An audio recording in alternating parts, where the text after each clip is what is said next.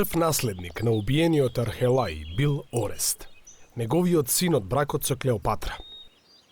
Момикот кога требало да ја преземе власта, Орест се уште бил малолетен, па требало да му се определи законски старател. Таа улога му била доверена на неговиот постар роднина Аероп II.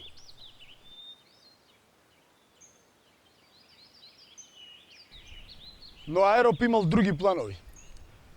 Наместо да управува со кралството, се дур младиот Орест не стане полнолетен. Тој си ја присвоил кралската власт само 3 години откако бил назначен за старател.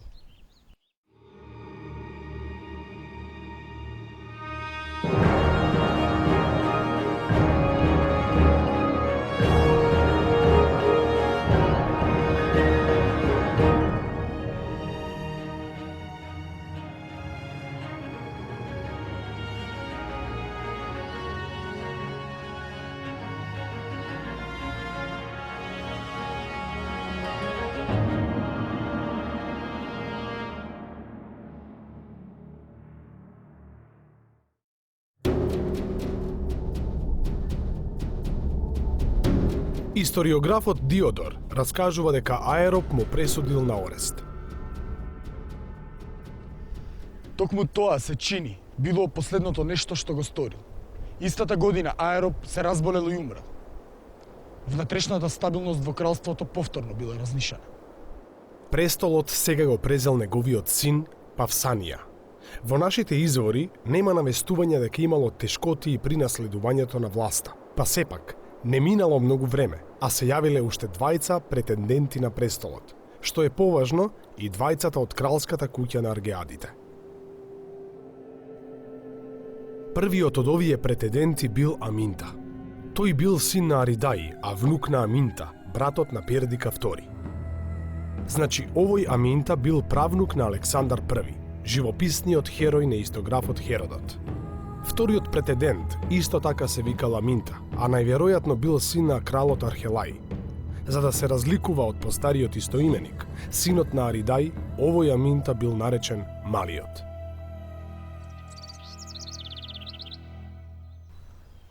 Според се, Аминта Малиот прв се судрил со Павсанија и му го оспорил правото на престол. Можно е дека извесно време владееле паралелно. По една година напорно владење, и Павсанија и Аминта II Малиот ги снемува од историската сцена.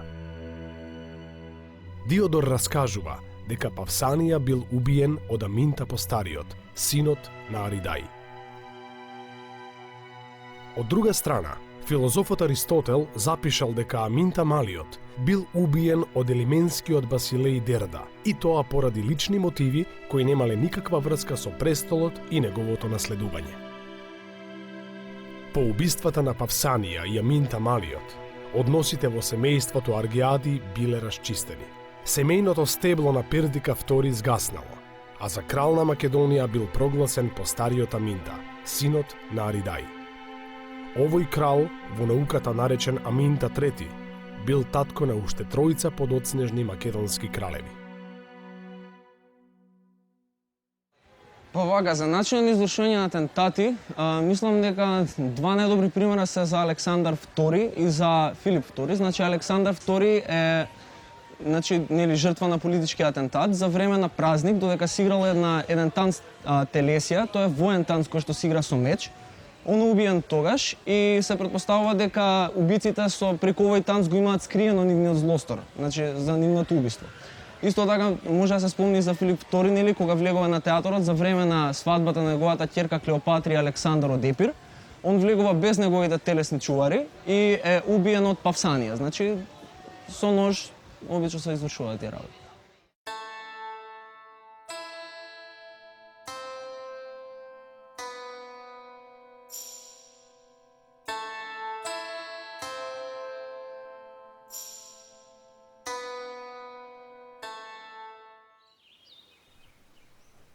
Во 393 година од Старата ера, кога Аминта III ја презел власта, соседите на Македонија се уште биле премногу слаби за да и се заканат.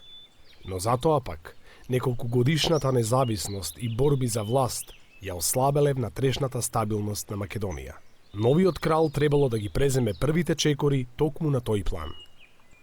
Со цел повторно да се зацрсти кралството, Аминта се послужил со истите средства кои аргеадите ги користеле и дотогаш. Преговори со локалните владетели, сојузи за признавање на врховната власт на кралот, како исклучување династички бракови.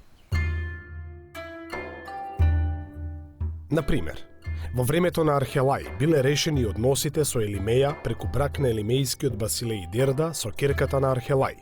Сега пак Аминта ја зел за жена Евридика, керката на бунтовниот Сира. Со тоа успеал да приврзе и да придобие дел од областите во Горна Македонија, кои дотога жестоко и се опирале на централната власт во Пела. На тој начин, непосредно откако ја презел кралската власт, Аминта III успеал значително да го намали отпорот кон власта на аргеадите и со тоа да обезбеди поволни услови за понатамошен развој на кралството. Токму во ова време, на западните граници на Македонија повторно зајакнале старите непријатели – илирите. Според се, илирите во ова време се уште немале единствена држава.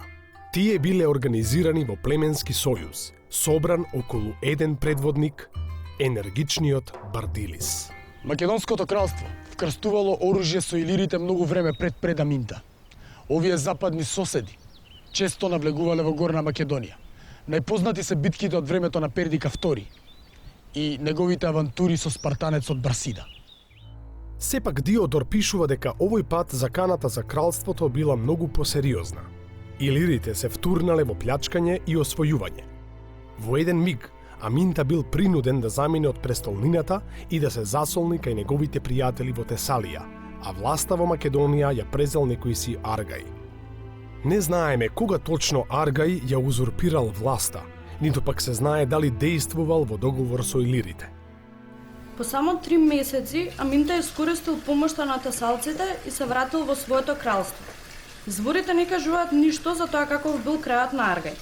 Откако ја завршиле оваа авантура, илирите известно време се држале настрана од Македонија, можеби зашто Аминта им плаќал данок. Се до смртта на Аминта во 369 од Старата ера не е забележан ниту еден друг илирски напад, нема ниту записи за други претенденти на македонскиот престол. Кралот не можел да назначи престолонаследник, туку можел да ја покаже само својата наклоност кон одреден син. Таа наклонетост македонските првенци ја презентирале пред Македонското собрание, односно сите военоспособни мажи во Македонија. Кралот бил избран од тоа собрание. За да се стане крал исто така, морало да престолонаследникот потенцијален морал да биде психички и физички здрав, спротивно се сметало дека не може да ја води државата, да управува со неа.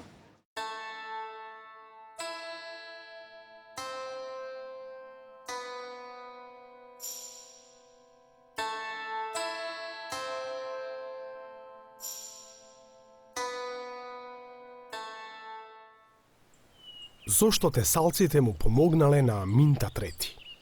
Династијата Аргеади уште од најрано време одржувала блиски врски со тесалските аристократи.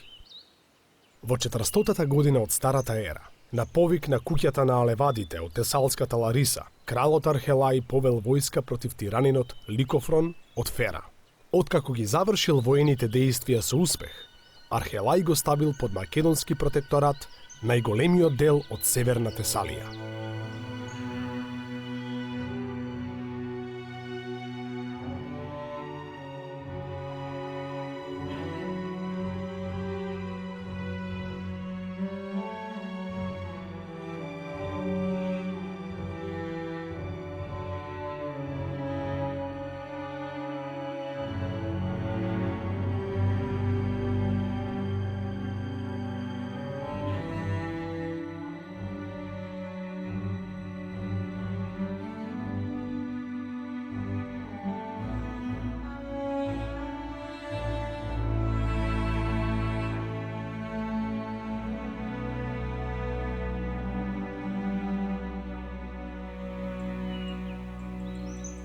Па сепак, кон крајот на неговото владење, Аминта сватил дека е време да почне да води прагматична политика, па во една прилика го погазил традиционалното пријателство со Лариса. Во тоа време, Јасон, тиранинот на Тесалската фера, станал мощне моќен и влијателен. Тој намислил не само да ја освои цела Тесалија, туку и да го приграби предводништвото во цврстиот Тесалски сојуз.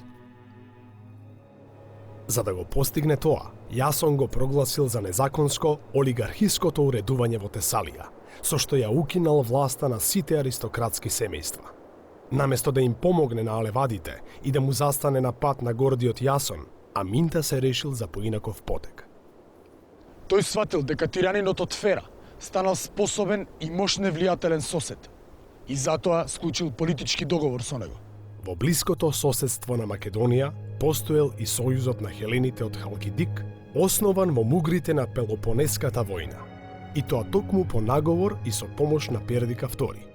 Односите на Македонија со Халкидичкиот сојуз се развивале по сосем поинаква линија.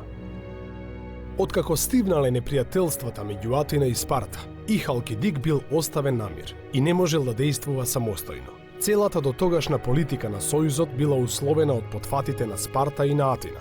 По завршувањето на војната, таа веќе не важела, па Халкидик и Македонија се нашле исправени пред нови цели. Аминта III требало да воспостави добрососедски односи засновани врз обостраната полза. Ова му требало за да ја заштити и потикне економијата на кралството, но и затоа што сакал да ја смири и обезбеди југоисточната граница на Македонија. Меѓусебните односи на Македонија и Халкидик останале забележени на еден договор најден во градот Олинд. Договор со Аминта Еридајов. Аминта Еридајов и жителите на Халкидик се договорија да бидат сојузници против сите други 50 години. Ако некој тргне да војува против земјата на Аминта или против Халкидик, жителите на Халкидик да му помогнат на Аминта, а Аминта ним. Се дозволува извоз на катран, дрвна граѓа и други градежни материјали за бродоградба, освен дрва од елка. Се дозволува извоз на сите други стоки. Аминта и жителите на Халкидик не смеат самостојно да склучуваат мир со амфиполците, ботјајците, акантјаните и мендајците. Ним ке им се понуди заеднички мир, само ако двете страни се согласат на тоа. Но договорот што требало да трае половина век, набрзо бил раскинат. Изненаден од нападот на илирите, Халкидик воопшто не му помогнал на Аминта, туку чекал да види во која насока ќе се разврзат настаните. Аминта се вратил од Тесалија и повторно заседнал на престолот во Пела, но Сојузот веќе ги освоил пограничните македонски области и не сакал да ги врати.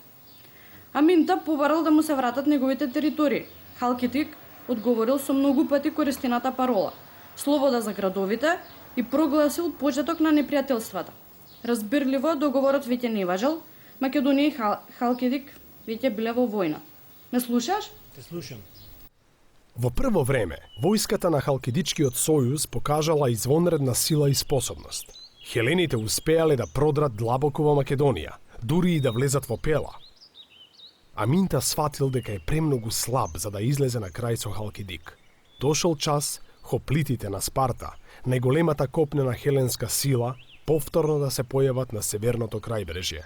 Овој пат со целосно одобрување од македонскиот крал. Значи Аминта побарал помош од Спарта, тогашниот предводник во светот на хелените. Пролетта, 382 година од Старата ера. 2000 спартанска војска се упатила кон север. На нејзиното чело одел кралот Евдамида. По неколку првични успеси, по кои бил освоен и градот Потидаја, војната почнала да се одолговлечува. Спартанците ги пречекал огорчен отпор од местното население.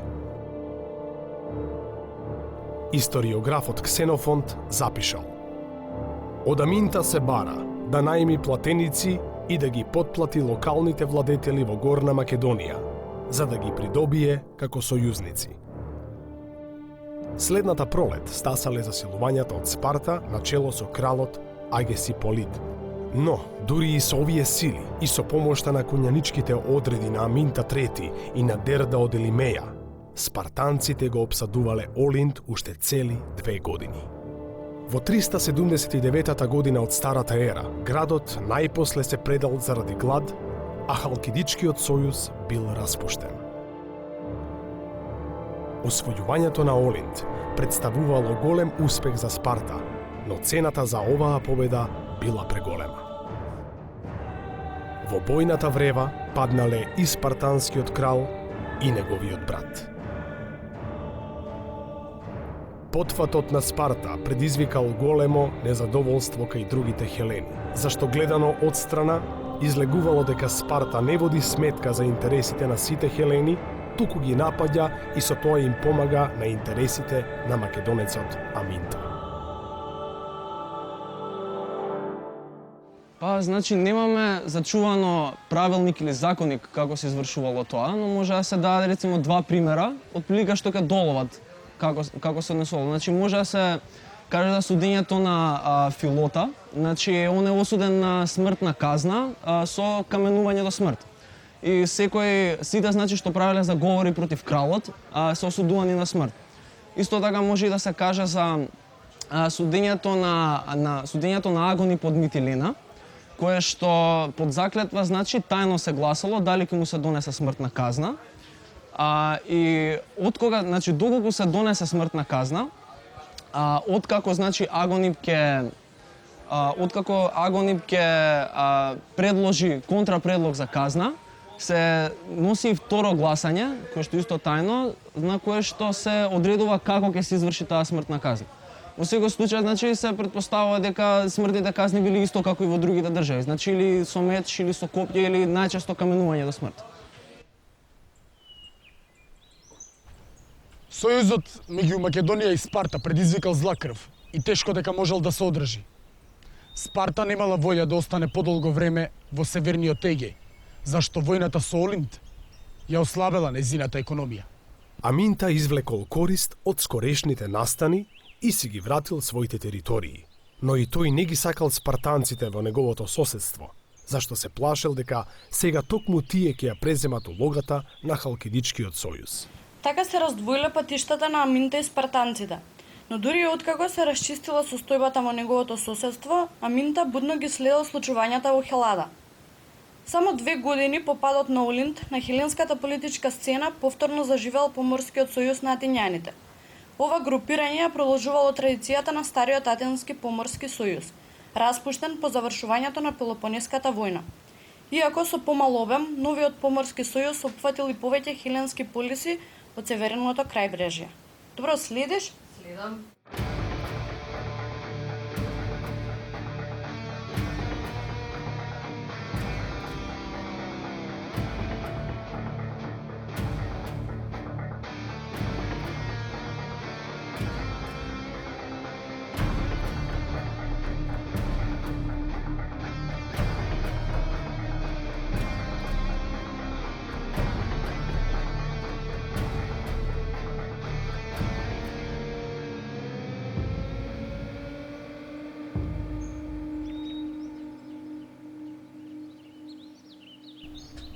Во часот на смртта на Аминта III, Македонското кралство било стабилно и силно.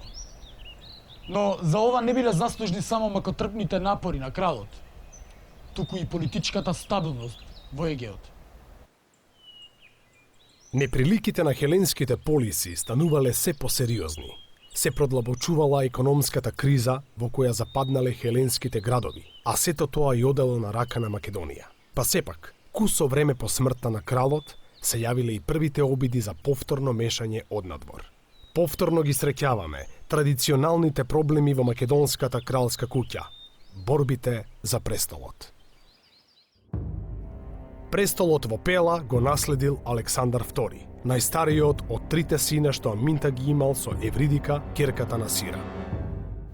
Тој брзо се почувствувал доволно силен и способен да води агресивна надворешна политика. Најпрвин ја искористил долгогодишната неслога во Тесалија. Откако повторно застанал на страна на алевадите од Лариса, а против тиранинот од Фера, Македонскиот крал повел војска кон северна Хелада. По неколку значителни успеси, тој успеал да воспостави контрола над градовите Лариса и Кранон, каде што разместил македонски воени посади.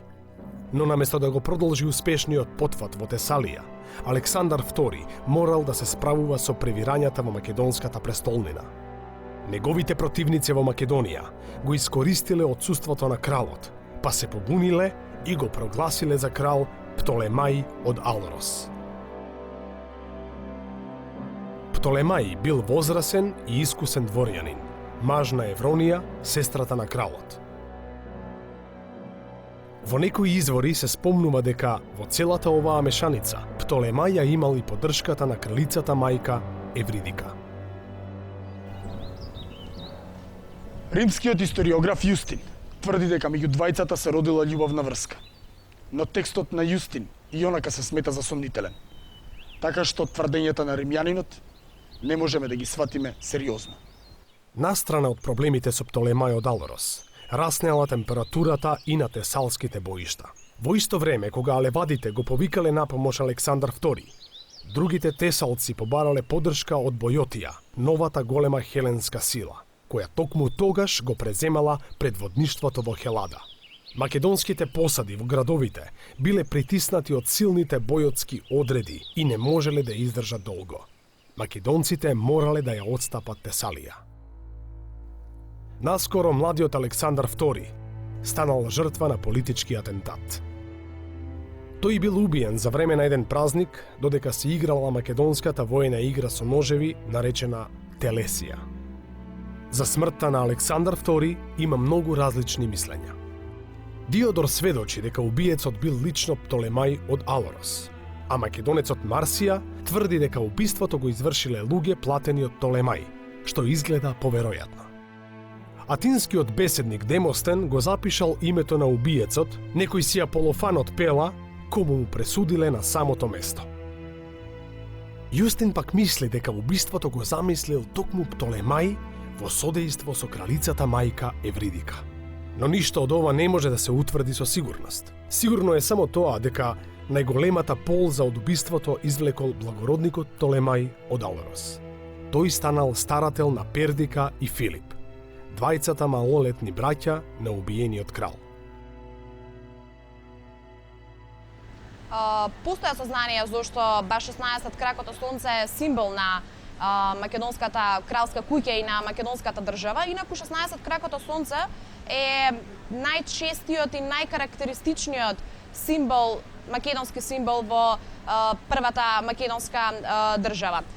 Инаку символот, односно распространетоста на символот се толкува како последица на култот на сонцето, кој бил бил најраспространет култ помеѓу античките македонци, но исто така сонцето ја символизирало и го символизирало потеклото на кралската власт на македонската кралска куќа.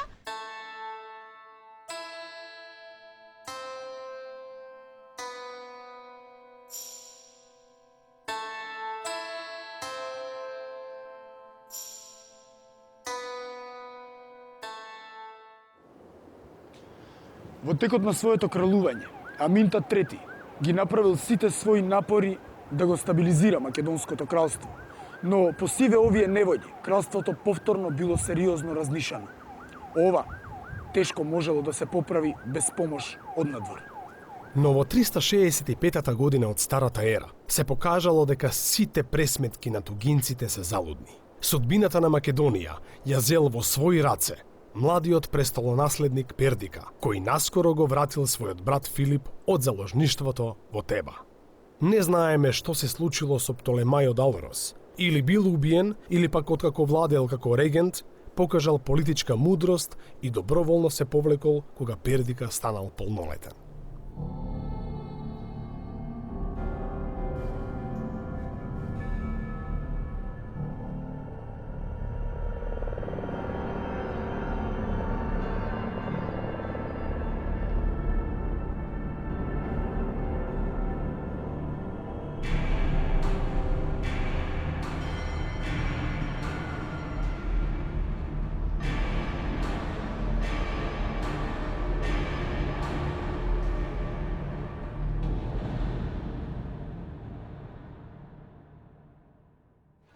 Положбата на жената во античка Македонија, значи тие биле рамноправни со мажите, во општеството ги имале истата улога ја имале како мажот. Жените имале право да управуваат со имоти, рудници имале право да учествуваат на гозбите.